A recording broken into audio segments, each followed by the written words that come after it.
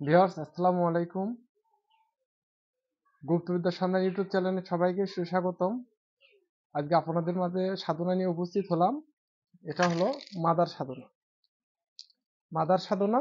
তো এই সাধনার বলে আপনারা পৃথিবীর খবর ঘরের মেঝেতে বসে থেকে সবাইকে বলে দিতে পারবেন এবং জানতে পারবেন। ঘরের ভিতর বসে থেকে জানতে পারবেন এবং সবাইকে বলতে পারবেন এবং হাজিরা দেখতে পারবেন।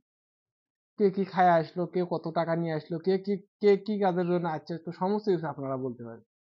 এই মাদার সাধনা এতটা শক্তিশালী সাধনা, যে কোনো সময় উড়াই চলে যেতে পারবেন, যে কোনো দরবারে যাইতে পারবেন, যে কোনো।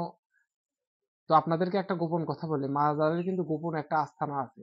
আর এই আস্থানায় শুধুমাত্র যারা সাধক তারাই যেতে পারে, এই ব্যতীত অন্য কেউ যেতে পারে না। এই গোপন একটা আস্থানা আছে এই মাজার,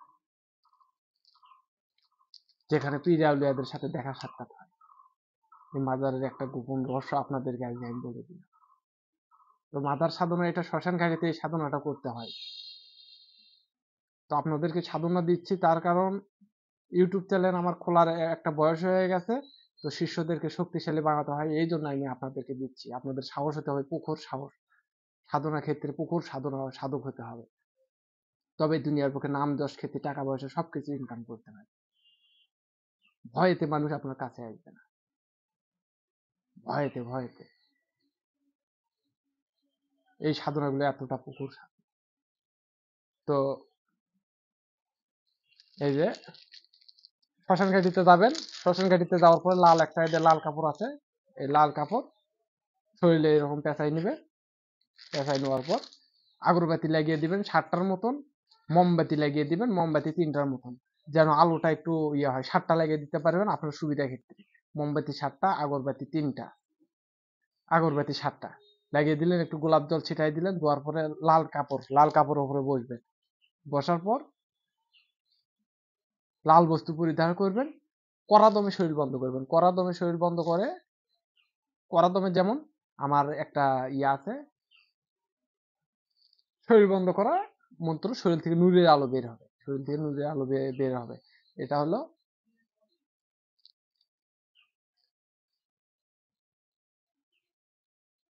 ডানে আলা তওয়াল বায়ে মোয়ার ঢাল পিছনে আদম সফিউল্লাহ সামনে আলী জুলকর ডানে মোয়ার বামে গাল পিছনে তো মাদার আমার হু শব্দে হু আলী রেহু।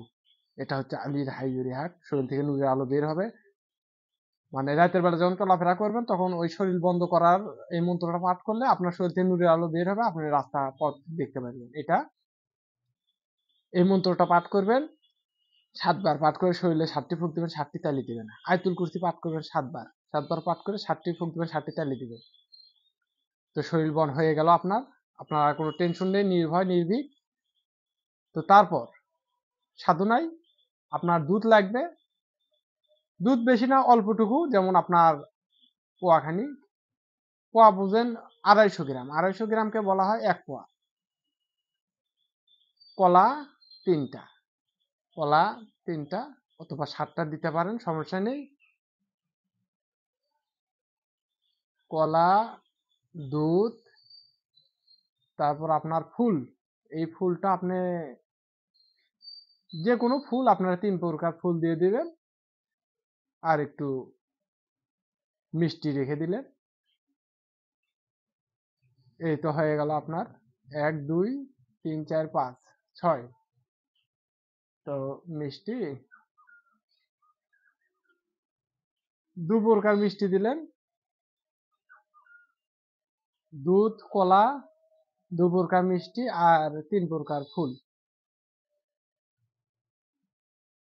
আর আপনার হয়ে গেল। আর যাদের চাকু সাধনা করা আছে, অথবা চাকু সাধনা আমি দিয়ে দিব, চাকু সাধনা যাদের করা আছে ওই চাকুটা দিয়ে আপনারা এরকম গন্ডি টেনে নেবেন। 3টা গন্ডি দিবেন, 3টা গন্ডি দিবেন। দেওয়ার পর ওই গন্ডির ভিতর আপনারা বসে যাবেন। যাওয়ার পর সাধনা আপনারা শুরু করে দিবেন।